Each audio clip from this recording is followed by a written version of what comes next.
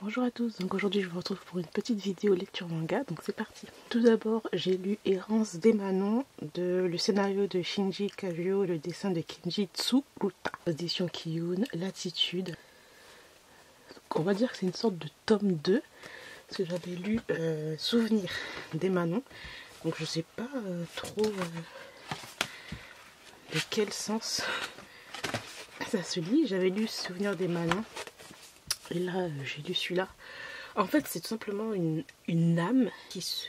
C'est une âme qui se réincarne dans différents corps à chaque fois. Donc par exemple, il y avait, disons qu'il y a une grand-mère. La grand-mère meurt. La même âme de la grand-mère va aller dans la... va se retrouver en fait dans le corps de la fille. La fille de la grand-mère a eu un enfant. La fille de la grand-mère meurt. L'âme de la fille de la grand-mère se retrouve dans la fille de la grand-mère. En gros, voilà. C'est ça. Et à un moment donné dans ce cercle, à un moment donné, il va y avoir deux jumeaux, un homme et une femme. Et là, il va y avoir un petit problème qui va se passer. Donc au début, j'ai un peu du mal parce que genre ce personnage, elle est toute merde, voilà, elle est tout un poil. Enfin, au début en tout cas, tout le temps à poil. J'ai dit c'est bon là. Elle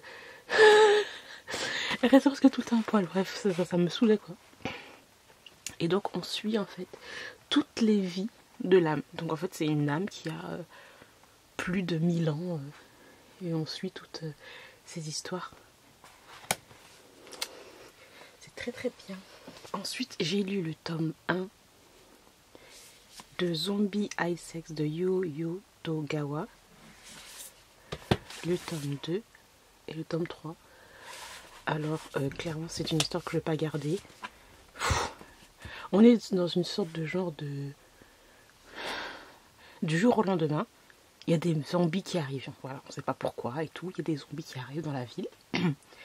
Et nous allons voir ces deux personnages qui va l'aider, le sauver. Et alors tout est un prétexte à. Et franchement, ça, je continuerai pas. Je sais qu'il va y avoir un tome 4. Et le tome 4, pas intéressant du tout.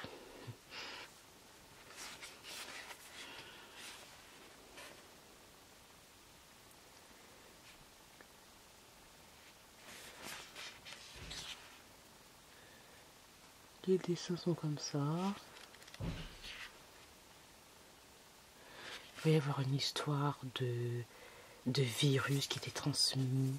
Ils vont vouloir faire une sorte d'antidote et le tester sur ce personnage-là. Il va y avoir des conséquences, etc. C'est pas une histoire intéressante, enfin.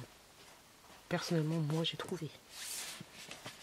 Ensuite, j'ai lu le tome 2 de moi aussi de Reiko Momochi. Dernier tome.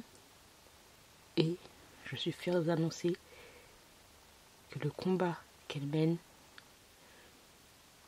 eh ben, elle a réussi. Bon, après, elle va toujours se battre, puisque ça ne se termine pas cette histoire d'harcèlement, parce que ça continue, bien sûr. Mais elle va continuer. En plus de ça, elle va essayer de... Les gens ne comprennent pas que cet harcèlement au travail a une conséquence psychologique sur certaines personnes. Il y en a qui vont dire oh c'est rien, ça va passer, alors que non.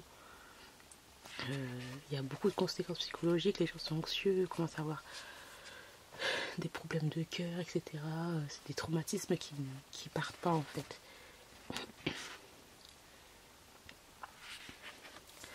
Et elle va avoir le courage en fait, de se battre. Vraiment très très bien. Ensuite j'ai lu Paparazzi de Rou Nishimoto, BL que j'ai pas plus aimé que ça. Ça part sur une histoire d'acteurs et de photographes, voilà, et bof, franchement il y a vraiment rien d'extraordinaire. On a un qui veut avoir un scoop, l'autre qui veut l'utiliser pour ses propres envies et ses besoins, enfin bref, c'était vraiment pas intéressant. Après la fin ça s'est allégé, mais vu que c'est un one shot, on va pas plus loin que ça quoi. Ensuite le petit yaoi Heartbreak Junkie par Taka. Aussi celui-là je ne le garderai pas. Nul de chez nul. J'aime pas dire que les œuvres sont nulles, etc. Mais là franchement, même le dessin, j'ai détesté.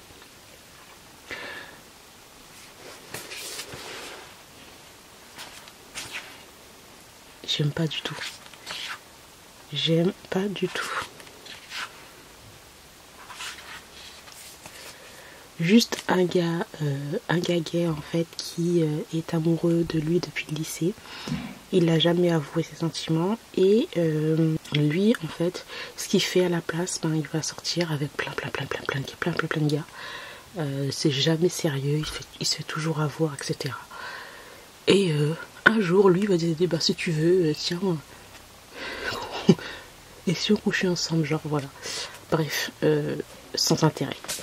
Ensuite j'ai lu Tokyo 4 saisons de Haru. Alors j'ai beaucoup plus aimé cette histoire là que cette histoire là, parce que bon on démarre sur une relation vraiment pas saine. Voilà, un gars qui il est in love de quelqu'un mais il va forcer des choses et bon ça va 2 secondes quoi. Et là c'est beaucoup plus sain. Alors je sais que c'est une histoire en parallèle de la série truc en avril, la saison en avril ou je sais plus quoi. Nous avons ensuite les 2 tomes Restart de Kokomi, ça j'ai trouvé ça super cute. 2 personnes qui se connaissent depuis qu'ils sont assez jeunes et ça se passe à la campagne, voilà, donc ils vont se rapprocher mais c'est vraiment pas tout de suite. C'est ce que j'ai beaucoup apprécié, il y a de la lecture, il y a du développement avec les personnages, trop cute.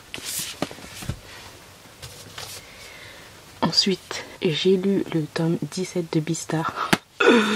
Je crois que chaque lecture manga, il y a un petit tome que je lis, mais là, c'était trop bien. C'était trop bien ce tome 17.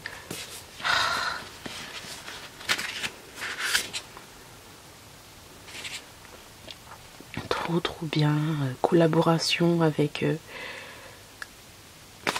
Legoshi, avec Louis qui est le cerf et le gang des lions et tout pour essayer d'arrêter Melon, je sais pas comment on le prononce, le métis.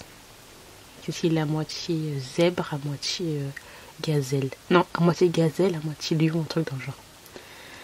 Bon, je dirais pas plus parce que franchement ça va spoiler de ouf, mais je le conseille encore une fois, Beastars, trop bien. Alors il y a beaucoup de yaoi là, hein. Donc j'ai lu Kasho Fugetsu Beauty of Nature, le tome 1, avec une jolie dorure. Le livre est très beau, franchement. Couverture très jolie. Par contre, j'ai pas plus aimé que ça l'histoire. On est dans une... on est avec un gars qui va emménager dans une petite baraque qui n'est pas... qui n'a pas été rénovée à temps avant son emménagement. Et il va y avoir ses voisins qui vont l'aider, etc. J'ai trouvé que c'était hyper rapide. Franchement, j'ai trouvé que c'était hyper rapide, mais tu sens que il y a une histoire. Que lui, il y a un truc, il y a plein de personnages qui ont des difficultés, tu le sens en fait. Il y a des petits flashbacks en fait, où tu vois que c'est des personnages qui ont souffert quoi. Mais bon, j'ai pas plus aimé que ça. Après les dessins, j'aime pas trop.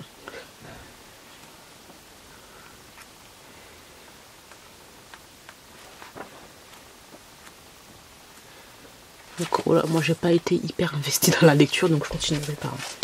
Alors ensuite, là j'ai lu Love Equalia de Bébé Tamao.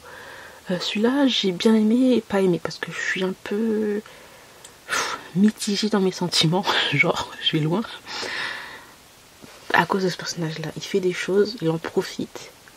Et c'est ça qui me dérange à chaque fois dans les yaoi.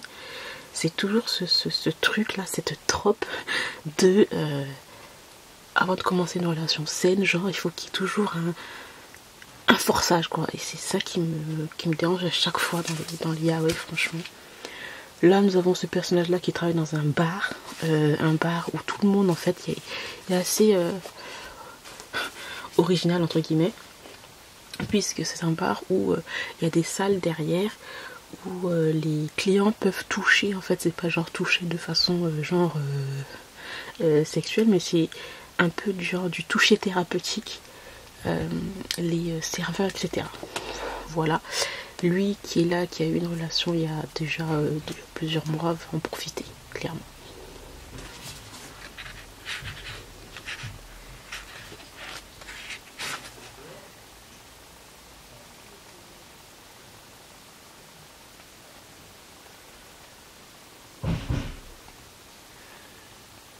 Très joli en plus, le dessin est très joli et puis l'histoire, voilà quoi. Voilà, j'ai terminé en fait pour mon petit lecture manga. J'espère que cette vidéo vous aura plu. Je vous remercie de l'avoir regardé. Je vous dis à très bientôt. Bye.